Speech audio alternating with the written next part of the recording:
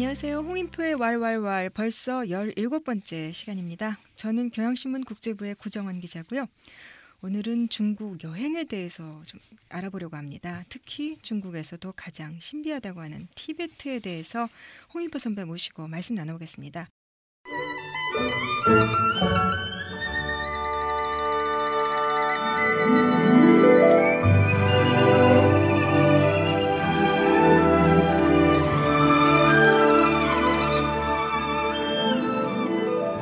안녕하세요. 네, 안녕하세요. 며칠 전에 중국 다녀오셨다면서요? 예, 지금 막 도착했습니다. 사실은. 산동성 칭다오에서 아침 9시 50분 비행기인데 현지에서는요.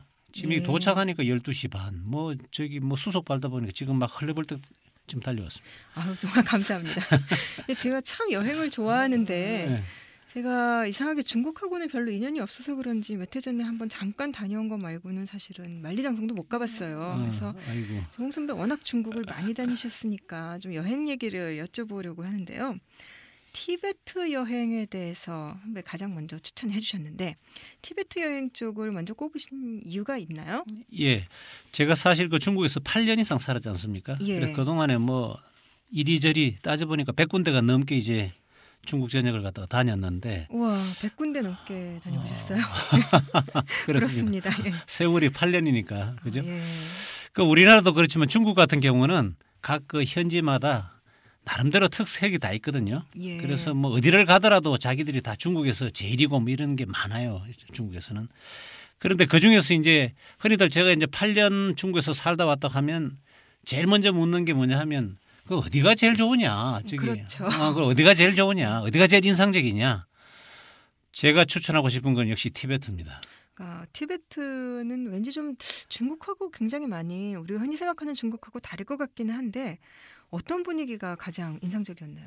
예, 제가 그때 2007년 2월에 갔습니다. 아주 인상이 생생한데요. 유명한 칭짱철로라고 있지 않습니까? 중국이 만들었던 그 하늘로 가는 열차. 예. 그렇죠. 예, 그래서 제가 그때는 시간이 없어가지고 사실은 베이징에서 출발해가지고 칭짱철도를 타가지고 마지막 티베트 수도인 그 라사까지 가면 되는데 시간이 제가 없는 관계로 칭하이성이라는 데 갔습니다. 그래서 비행기를 타고 한 2시간 걸려가지고 칭하이성의 수도가 시닝이거든요. 선영. 그 시닝에 가가지고 거기서 칭장철도를 탔습니다. 25시간 걸립니다. 그럼 그 칭하이성 시닝이라는 데는 티베트하고 아주 가까운 곳에 있는 건가요? 가장 가까운 중국의 도시인가요? 그렇습니다. 예, 인접해가지고 있어요.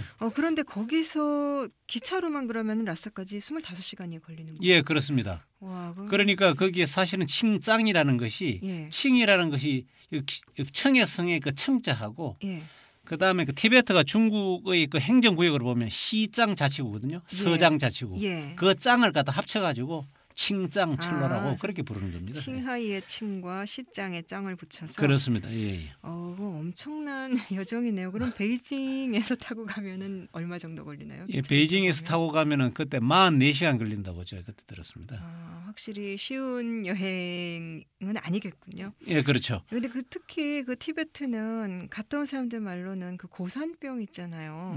워낙에 해발 4,000m 이렇게 높은 지대여서 고산병이 심한 사람은 굉장히 두통 오고 가서 괴로웠다고들 하는데 선배는 어떠셨어요? 적응하기 좀 어렵진 않으셨어요? 적응 참 이런 얘기를 하더라고요. 현지인 얘기는 그러니까 티베트에 오는 사람들 외지인들은 딱 두 가지로 나누는데 하나는 뭐냐 하면은 막바로 병원을 가고 그다음 나머지 하나는 뭐냐면은 좀 힘들지만 그 여행을 할 수 있는 그런 상황이라고 하는데요. 그러면은 고산 증세를 안 느끼는 사람은 없는 거고 심하게 느껴서 병원으로 가느냐 아니면은 그래도 참고 여행을 할 수 있는 수준이 되느냐 그렇죠. 그렇게 둘로 나뉜다는 건가요? 예, 그래서 저 같은 경우는 그때 사실은 지구 온난화 취재를 갔기 때문에 그래서 그런 건지 아니면 제 체질이 고산병에 나름 적응을 해서 그런지 병원에는 안 가고 막바로 취재를 가서 그 현지인이 상당히 놀라더라고요. 이거 상당히 체질이 좋다고.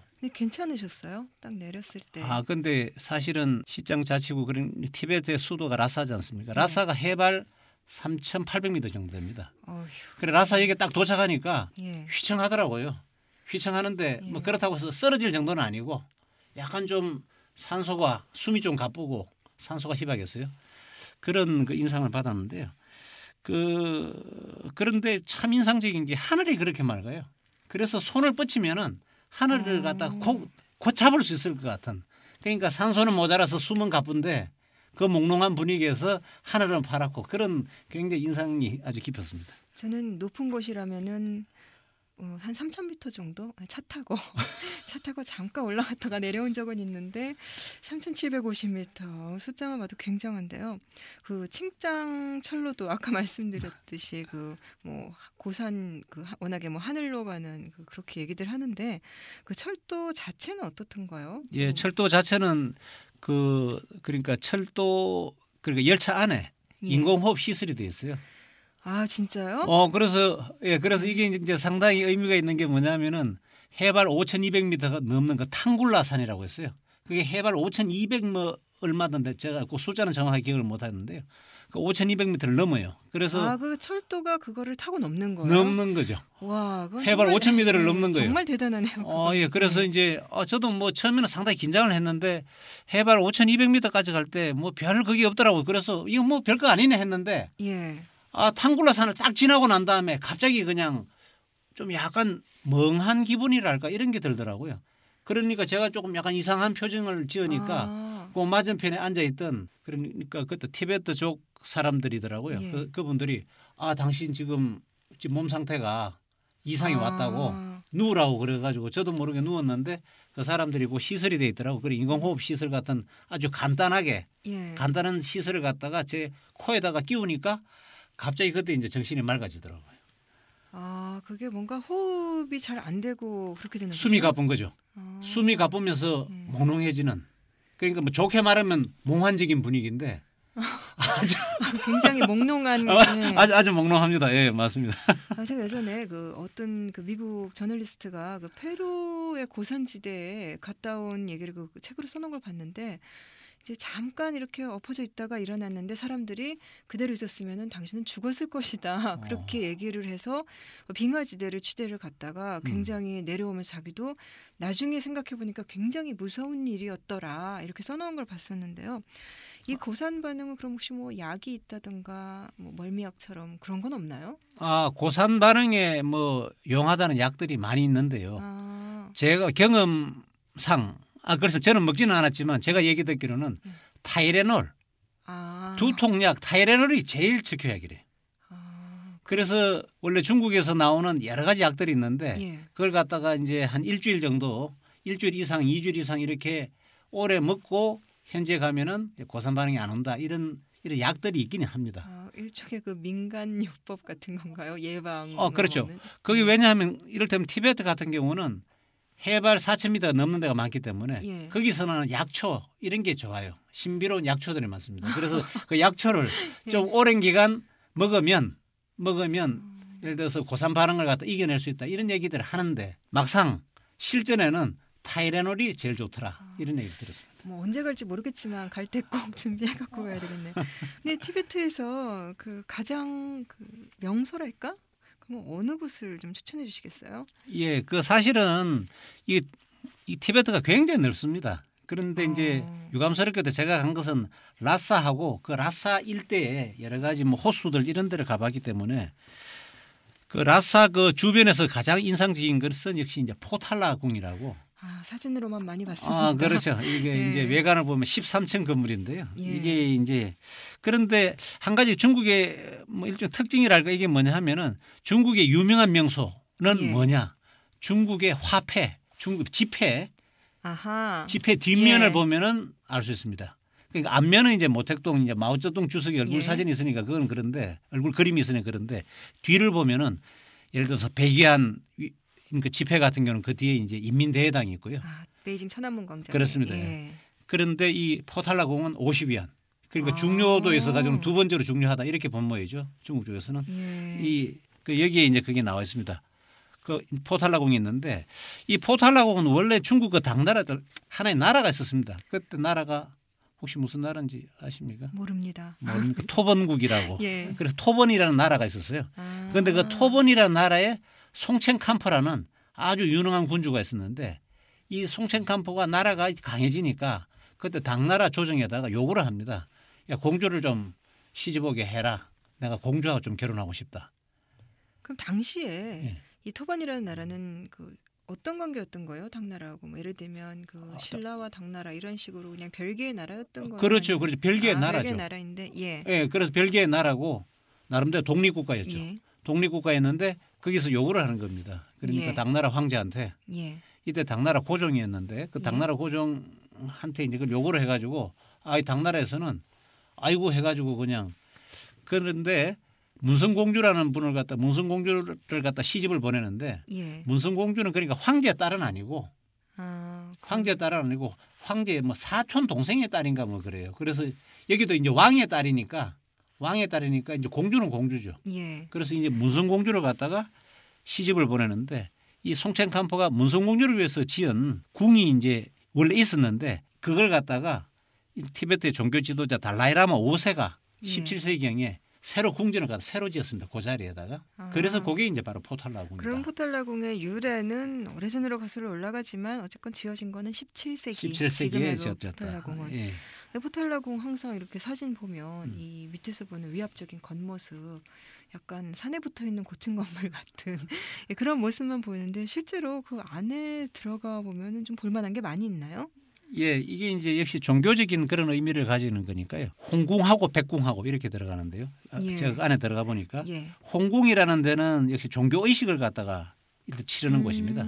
지금 현재 달라이라마가 혹시 몇 대인지 모르시죠? 모릅니다. 14대. 지금 그 판첸라마 우리가 알고 있는 달라이라마가 14대인가요? 14대 달라이라마입니다. 그런데 아까 제가 말씀드렸다시피 요 17세기 포탈라 궁에다가 궁전을 새로 지은 그 달라이라마가 5대 달라이라마거든요. 그러니까 이제 그 5대 달라이라마부터 역대 이제 8개에 이르는 영탑이 그 안에 안치되어 있더라고요. 그래서 그 앞에 가서 이제 사람들이 이렇게 참배를 하는데 상당히 그 기원하는 모습이 워낙 절절해가지고 지금도 그렇게 주민들이 많이 와서 기원을 하고 있어요. 그런데 이제 그 홍궁이라고 있지 않습니까? 홍궁 옆에 이제 홍궁 동쪽에 백궁이 있는데 이 백궁은 이제 예전에 달라이라마가 정사를 돌보던 곳인데 지금 현재 달라이라마는 1958년인가 인도로 망명을 했기 때문에 지금 역시 비어 있는 상태죠. 그러니까 홍궁은 원래부터 이렇게 역대 달라이라마를 모시는 종교적인 의미가 강했던 곳이고 백궁은 원래는 달라이라마가 정사를 돌보던 곳. 그렇습니다. 그런데 이제 보니까 포탈라궁 같은 경우는 이제 그게 13층 건물이기도 하고요. 이게 지은 지가 17세기가 되기 때문에 그 인원을 제한을 하고 있더라고요. 하루에 얼마 인원을 제한하고 있기 때문에 그 이제 이걸 갖다 구경하려면은 사전에 미리 예약을 해야 된다 이런 얘기 들었습니다. 티베트 여행을 가려면 좀 준비를 많이 해갖고 가야겠네요. 그런데 지금 사실은 지금 티베트 여행이 쉽지가 않습니다.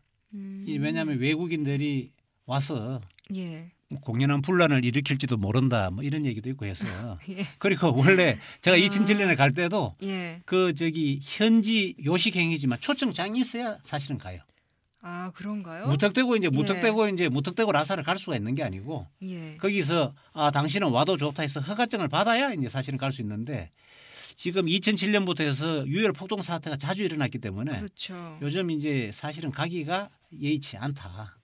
오히려 쉽게 못 가기 때문에 더 이제 가고 싶은 곳이다. 이렇게 말씀드렸습니다. 제가 얼마 전에 아니고 한 2, 3년 전에 어떤 티베트에 대한 책을 봤었는데 이렇게 사진이랑 같이 있는 거였는데 거기 한 눈먼 소년 목동이 나오는 책이었어요. 그래서 눈먼 소년이 이제 라사에서 공부를 하다가 그러니까 맹인 학교에서 시각장애인 학교에서 공부를 하다가 고향으로 다시 찾아가는 내용인데 눈이 보이지 않아도 이렇게 풍경과 그런 것들을 느끼고 보고 듣고 느낀다. 그래서 굉장히 인상적이었는데요.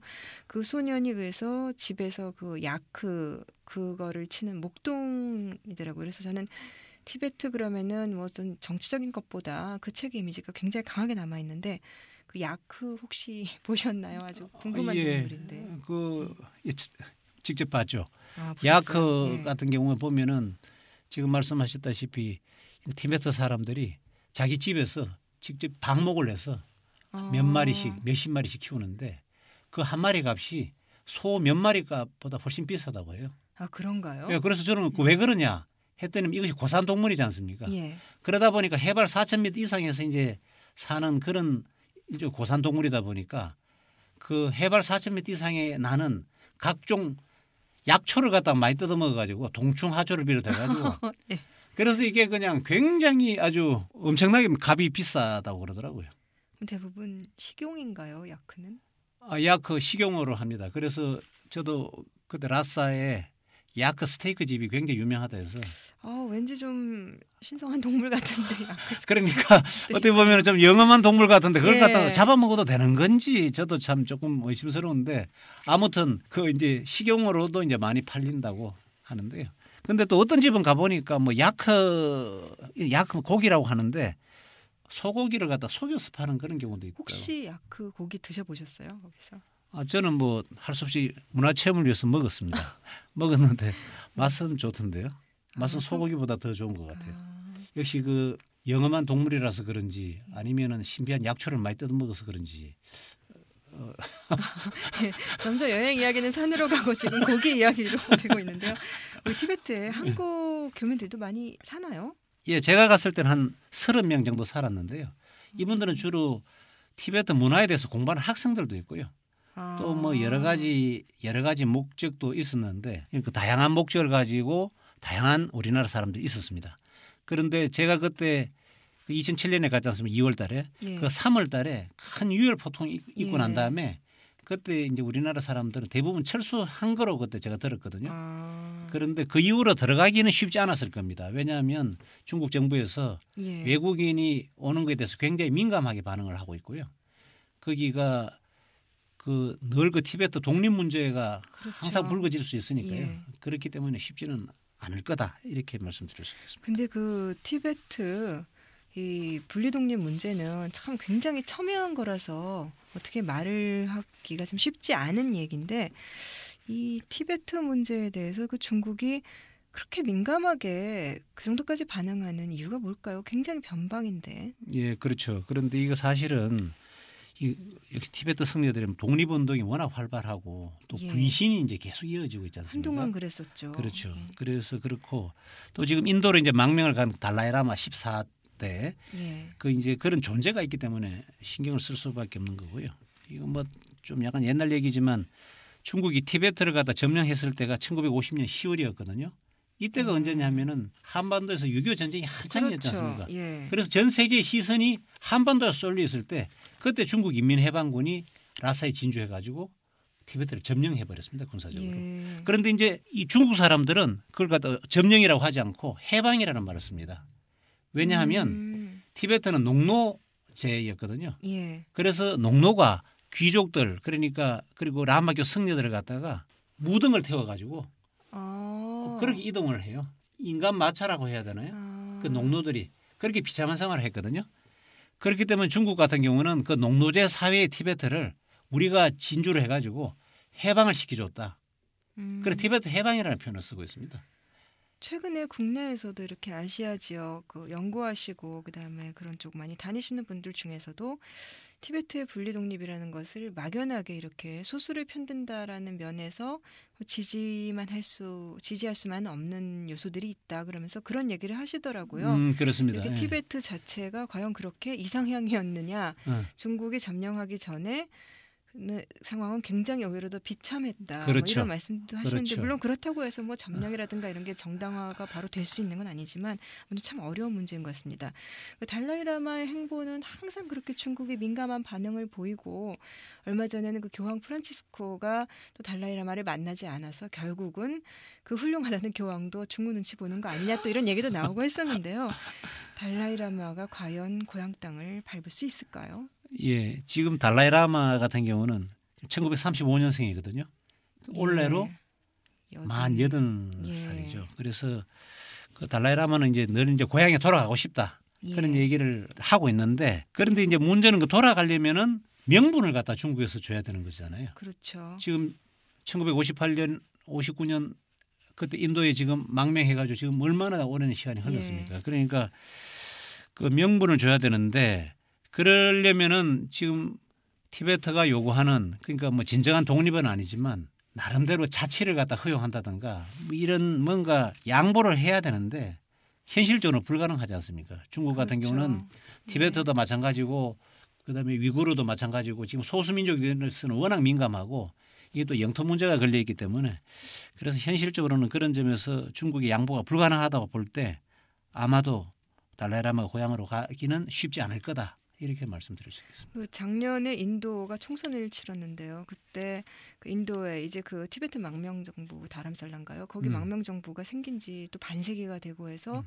그 2세, 3세들은 이제 우리 그냥 인도에서 투표권을 얻고 싶다 이런 목소리들이 상당히 많이 나왔었나 보더라고요. 워낙 오래됐기 때문에 이게 참 그 소수민족의 권리, 자결권 문제 참 여러 가지 중국 정부의 영토적 통합성 얘기나 참 어느 것 하나 쉬운 문제는 아닌 것 같습니다.